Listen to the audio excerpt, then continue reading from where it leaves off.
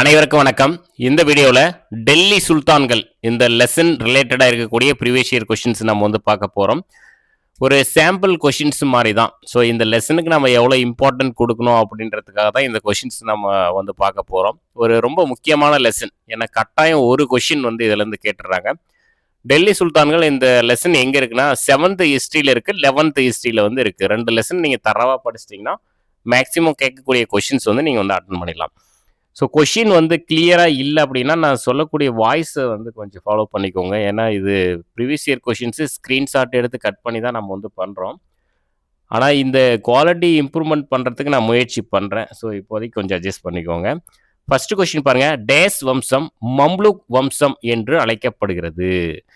Answer பார்த்தீங்கன்னா அடிமை வம்சம். இருங்க செலக்ட் பண்ணிக்கலாம்.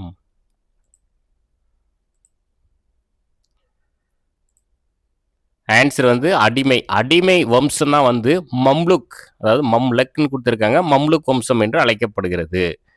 அந்த மம்லுக் என்பதன் பொருள் தான் வந்து அடிமை. இரண்டாவது கொஸ்டின் பாருங்க. ஹாக் இ ஷார்ப் அல்லது அசில் இ ஷார்ப் என்பதன் பொருள் என்ன அப்படின்னா நீர்ப்பாசன வரி. பாருங்க, ஹாக் இ ஷார்ப் அல்லது அசில் இ ஷார்ப் என்பதன் பொருள் வந்து நீர்ப்பாசன வரி. இது ஸ்கூல் புக்கில் இல்லை அப்படின்னா இது அவுட் சோர்ஸ்லேருந்து கேட்டிருப்பாங்க. பாருங்க, ஒரு மன்னர்களுடைய அந்த காலம், எந்தெந்த காலம் வரைக்கும் அவங்க வந்து ஆட்சி பண்ணியிருக்காங்க அப்படின்றது கொடுத்துருக்காங்க. அப்போ இந்த கொஷினை பார்க்கும்போது நம்ம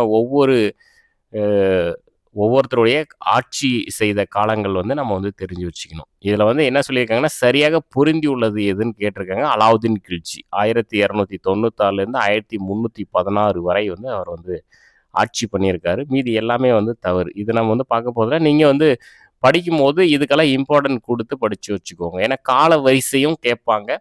அதே மாதிரி அவங்க ஆட்சி செய்த ஆண்டுகள் தெரிஞ்சு வச்சுக்கிறது நல்லது. அலாவுதீன் கில்ஜியை பற்றி நிறைய கொஷின் கேட்டிருக்காங்க டிஎன்பிசியில். இதிலே நீங்கள் பார்க்கலாம். அடுத்த கொஷின் பாருங்கள். அலாவுதீன், அதாவது கூற்று காரணம், அலாவுதீன் கில்ஜி விலை கட்டுப்பாட்டினை டெல்லியில் ஏற்படுத்தினார். பாருங்கள், இதுலேயே அலாவுதீன் கில்ஜியை பற்றி தான் வருது. அலாவுதீன் கில்ஜி வந்து விலை கட்டுப்பாட்டினை டெல்லியில் ஏற்படுத்தினார். காரணம் பாருங்க, தன்னுடைய அரண்மனையை கட்டிய ஊழியர்களுக்கு குறைந்த ஊதியம் கொடுக்க விரும்பினார். ஸோ இதுக்கான ஆன்சர் என்ன சொல்லியிருக்காங்கன்னா ஏ சரி, ஆனால் ஆர் வந்து தவறு அப்படின்னு வந்து சொல்லியிருக்காங்க. தன்னுடைய அரண்மனையை கட்டிய ஊழியர்களுக்கு குறைந்த ஊதியம் கொடுக்க விரும்பினார் என்பது தவறு. பாருங்க, இல்துமிஷை பற்றி கொஷின் நிறைய டைம் கேட்டிருக்காங்க. இல்துமிஷை பற்றி கொஷின் பாருங்க. இல்துமிஷினால் நிர்வகிக்கப்பட்ட நிர்வாக குழுவின் பெயர், அந்த நிர்வாக குழுவின் பெயர் என்ன அப்படின்னா சகல்கானி. நீங்கள் ஸ்கூல் புக்கில் படிச்சிருக்கலாம். பாருங்க, துர்கானி இ சகல்கானி, அதுதான் இதுக்கான ஆன்சர். இதெல்லாம் ஸ்கூல் புக்கில் இருக்குது. ஹமீர் ஹசன் தெக்லூப் டேஸ் அரசரின் அவையில் சூப்பி கவிஞராக இருந்தார்.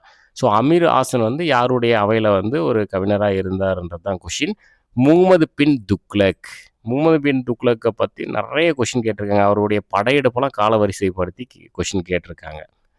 ஸோ அமீர் ஹாசன் வந்து முகமது பின் துக்ளக்கில் உடைய ஆட்சி காலத்தில் தான் ஒரு கவிஞராக வந்து இருந்தார். சுல்தானிய ஆட்சி காலத்தில் சில்வர் வந்து டங்கா மற்றும் காப்பர் வந்து ஜிட்டால் ஆகிய 2 நாணயங்களையும் அறிமுகப்படுத்திய சுல்தானின் பெயரை குறிப்பிடுக. யார் அப்படின்னா இல்துமிஷ். இது சுல்தான், அதாவது டெல்லி சுல்தான் ஆட்சியில் வந்து சில்வர் தான் டங்கான்னு சொல்கிறாங்க, காப்பர் தான் ஜிட்டால். இது 2 அறிமுகப்படுத்தின சுல்தான் யாருன்னு கேட்டுறாங்க, இல்துமிஷ். பாருங்கள், அலாவுதீன் கில்ஜியை பற்றி வருது, இல்துமிஷை பற்றி வருது, நிறைய முகமது பின் துக்ளக்கு இவங்கள பற்றிலாம் நிறைய கொஷின் வந்து கேட்டிருக்காங்க எக்ஸாமில். பாருங்கள், மறுபடியும் ஒரு அலாவுதீன் கில்ஜியை பற்றி ஒரு கொஷின்.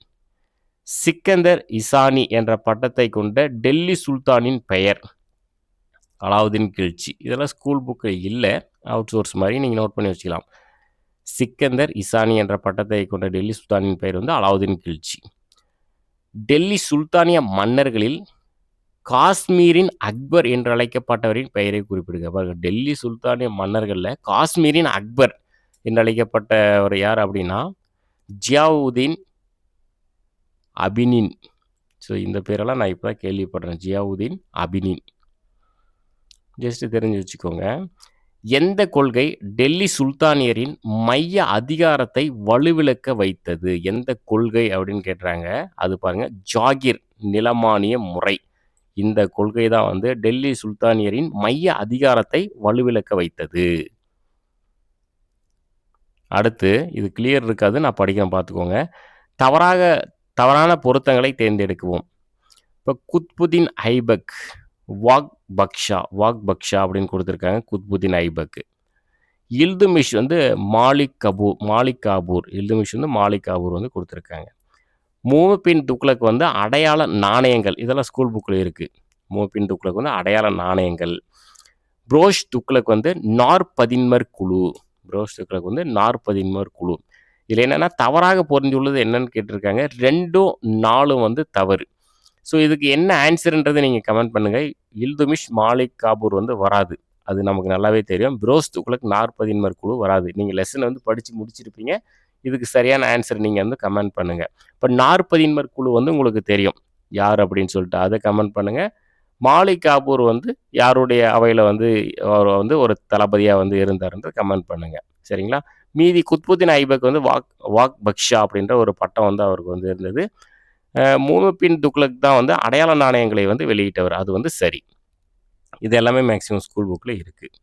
அடுத்த கொஷின் பாருங்கள். கூற்று காரணம். கூற்று: அலாவுதீன் மங்கோலியர்களுக்கு எதிராக ஜாபர் கான் மற்றும் உலுக்கானை அனுப்பினார். காரணம்: மங்கோலியர்கள் தோற்கடிக்கப்பட்டனர் மற்றும் ஜாஃபர் கான் மங்கோலியர்களின் ஆட்சியாளராக நியமிக்கப்பட்டார். இதுக்கு ஆன்சர் என்ன சொல்லியிருக்காங்கன்னா, இரண்டும் சரி. ஆனால் ஆர் வந்து ஏயின் சரியான விளக்கம் இல்லை அப்படின்னு சொல்லியிருக்காங்க. ஸோ அலாவுதீன் கில்ஜி வந்து மங்கோலியர்களுக்கு எதிராக வந்து ஜாஃபர் கான் மற்றும் உலுக்கானை வந்து அனுப்பியிருக்காரு.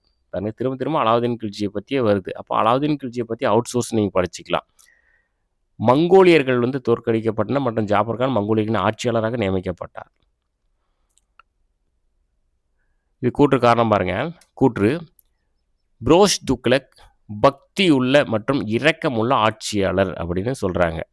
அது வந்து சரிதான் கொடுத்துருக்காங்க. புரோஷ் துக்ளக் வந்து பக்தியுள்ள மற்றும் இரக்கமுள்ள ஆட்சியாளர். காரணம்: தௌலதாபாத்திற்கு பயணம் செய்வதை தவிர்ப்பதன் மூலமும் முகமதிய நம்பிக்கை கொண்ட மனிதர்களுக்கு எதிராக போரிடக்கூடாது என்று அவர் தீர்மானித்தார். ஸோ அதுக்கான ஆன்சர் வந்து ரெண்டுமே வந்து சரிதான் சொல்லியிருக்காங்க. ஏ மற்றும் ஆர் இரண்டும் சரி மற்றும் ஆர் என்பது ஏவின் சரியான விளக்கம். இதில் யாரை பற்றி கொஸ்டின் கேட்டிருக்காங்க? புரோஷ் துக்ளக். மேக்ஸிமம் நம்ம பார்த்த பேர் தான் திரும்ப வந்துக்கிட்டு இருக்குது, ஒரு குறிப்பிட்ட பேர். சையது வம்சத்தின் கடைசி அரசர் வந்து ஆலம் ஷா. அவருடைய உண்மையான பெயர் என்னன்னு கேட்டிருக்காங்க. உண்மையான பெயர் வந்து அலாவுதீன் ஷா. இப்போ சையது வம்சத்துடைய கடைசி அரசர் வந்து ஆலம் ஷா பற்றியெல்லாம் ஸ்கூல் புக்கில் இருக்குது. அப்போ நீங்கள் பார்த்துக்கோங்க. ஒவ்வொரு வம்சத்துலேயும் வந்து அந்த வம்சத்தை தோற்றுவித்தவருடைய பெயர் நீங்கள் தெரிஞ்சுக்கணும். அதே மாதிரி கடைசி அரசர் யார் அப்படின்றதும் தெரிஞ்சுக்கணும். அப்போ முக்கியமான அரசர்களெல்லாம் காலவரிசை வந்து நீங்கள் அந்தந்த எந்தெந்த காலத்தில் அவங்க ஆட்சி பண்ணாங்கன்றதை தெரிஞ்சுக்கினீங்கன்னா காலவரிசைப்படுத்துறது வந்து ரொம்ப ஈஸி. நெக்ஸ்ட் பாருங்கள். பின்வரும் கூற்றுகளில் எது சரியான கூற்றுகள் என்பதை எடுத்து எழுதுக. மொத்தமாக ஒரு 2 கூற்று தான் கொடுத்துருக்காங்க பாருங்கள். அமீர் குஸ்ரு, அபுல் பாசில், ஜியாவுதீன் பரணி ஆகியோர் இடைக்கால பாரசீக வரலாற்று ஆசிரியர்கள். இவங்களெல்லாம் நீங்கள் ரொம்ப டீப்பாக படிச்சுக்கலாம். அமீர் குஸ்ரு, அபுல் பாசில், ஜியாவுதீன் பரணி இதெல்லாம் ஸ்கூல் புக்கில் இருக்குது. நீங்கள் 7th இல்லைன்னா 11th பாருங்கள், நல்லா இருக்குது. துக்ளக் நாமா, அக்பர் நாமா, தாரிக் பிரோஷாகி ஆகிய நூல்கள் இவர்களால் முறையே எழுதப்பட்டவையாகும். இதுக்கான ஆன்சர் பார்த்தீங்கன்னா ரெண்டுமே சரின்னு கொடுத்துருக்காங்க. ஸோ இந்த அமீர் குஸ்ரு, அபுல் பாசில், ஜியாவுதீன் பரணி இவங்க எழுதிய நூல்கள் எல்லாமே நீங்கள் படித்து வச்சுக்கோங்க. அதே மாதிரி வெளிநாட்டு பயணிகள், ஒவ்வொரு ஆட்சி காலத்திலும் வெளிநாட்டிலேருந்து பயணிகள் வந்திருப்பாங்க. அவங்க எந்த நாட்டிலிருந்து வந்தாங்க அப்படின்றதும் தெரிஞ்சுக்கலாம். அவங்க என்னென்ன நூல் எழுதியிருக்காங்கன்றதும் தெரிஞ்சு வச்சுக்கலாம். திவான் இ கோகி என்ற விவசாயத்துறையை ஏற்படுத்தியவர் முஹிப்பின் துக்ளக். ஸ்கூல் புக்கில் 7th இருக்குது. திவான் இ கோகி என்ற விவசாயத்துறை ஏற்படுத்தியவர் வந்து முஹிப்பின் துக்ளக். அடுத்து ஒரு பெரிய கொஷின் பார்க்கலாம் பாருங்க. இது கூட அலாவுதீன் கில்ஜியை பற்றி தான் கேட்டிருக்காங்க. 1299 அலாவுதீன் கில்ஜி மால்வாவையும் குஜராத்தையும் கைப்பற்ற தனது 2 தளபதிகளின் கீழ் ஒரு பெரிய படையை அனுப்ப முடிவு செய்தார்.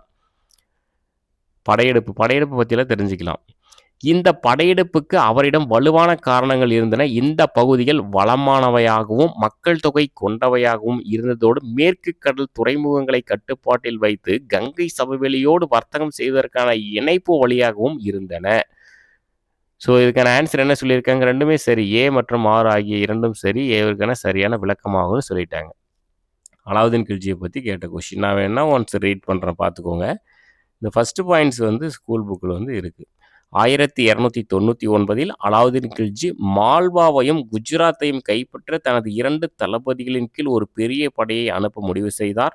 இந்த படையெடுப்புக்கு அவரிடம் வலுவான காரணங்கள் இருந்தன. இந்த பகுதிகள் வளமானவையாகவும், மக்கள் தொகை கொண்டவையாகவும் இருந்ததோடு, மேற்கு சமவெளியோடு வர்த்தகம் செய்வதற்கான இணைப்பு வழியாகவும் இருந்தன.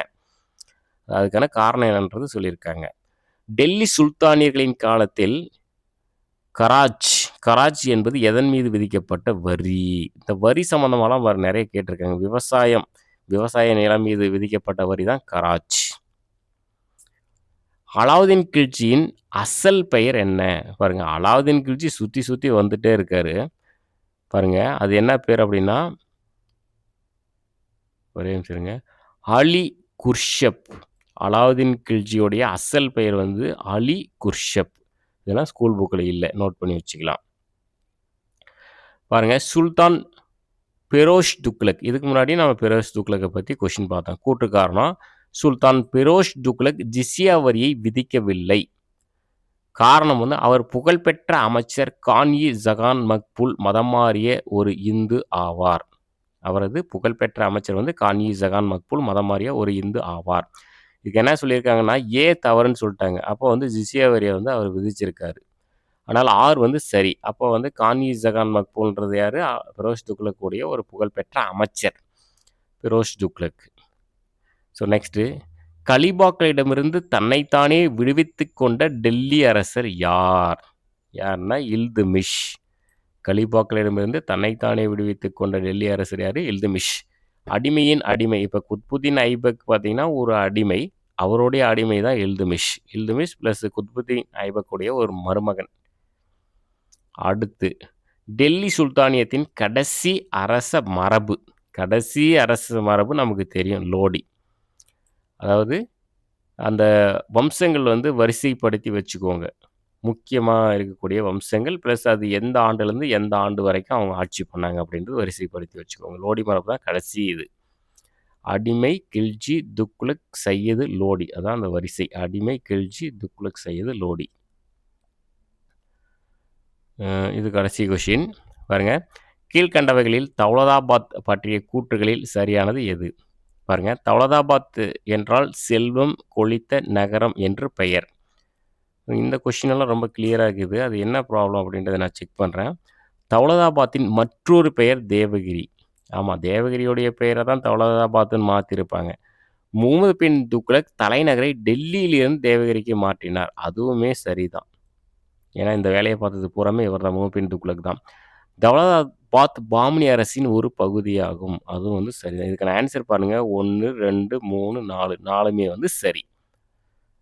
ஸோ ஒரு சாம்பிள் கொஷின் மாதிரி தான் நம்ம வந்து பார்த்துருக்கோம். நல்ல இம்பார்ட்டன்ட் கொடுத்து படிங்க. 7th 11th 2 லெசன் தரவாக படிச்சிட்டிங்கன்னா மேக்ஸிமம் கேட்கக்கூடிய கொஷின் நம்ம அட்டன் பண்ணிடலாம்.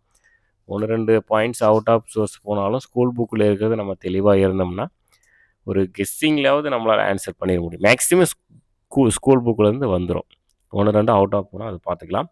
ஸோ அடுத்த ஒரு வீடியோவில் வந்து சந்திக்கலாம். தேங்க்யூ.